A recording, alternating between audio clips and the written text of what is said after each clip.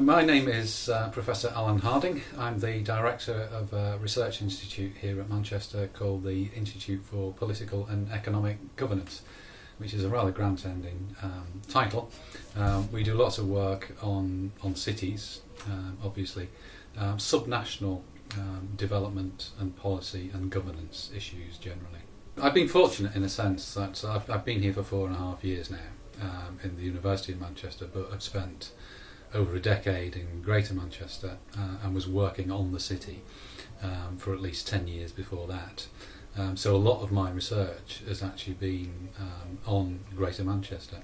I'm a political scientist by training, so my interest is really about the way in which politics interacts with economic development.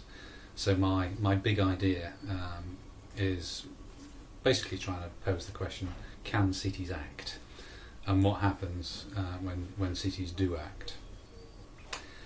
It's been a really interesting couple of decades to actually undertake this work, because we've had huge debates, particularly in political science, about globalisation and the extent to which the nation state is any longer the most important player.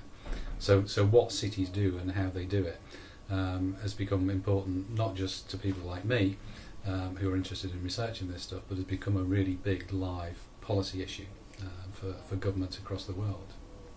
Manchester is a really interesting place to do this work. Over the past 20 years or so, it's become nationally and to some extent internationally renowned as a city that reinvented itself. Partly the reason that Manchester has got this reputation is about the changing nature of the economy.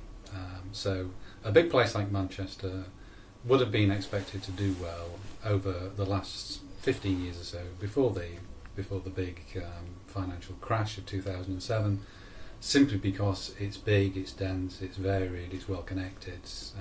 Big cities have done well. But another part of the explanation, which I'd want to insist on, is that there is an element of Manchester's success which is about governance as much as location, size, economic importance. And that's got a lot to do with the way in which the local authorities and the leadership of the city have actually been quite exceptional in national terms, and it's that's given Manchester the sort of brand which we see today.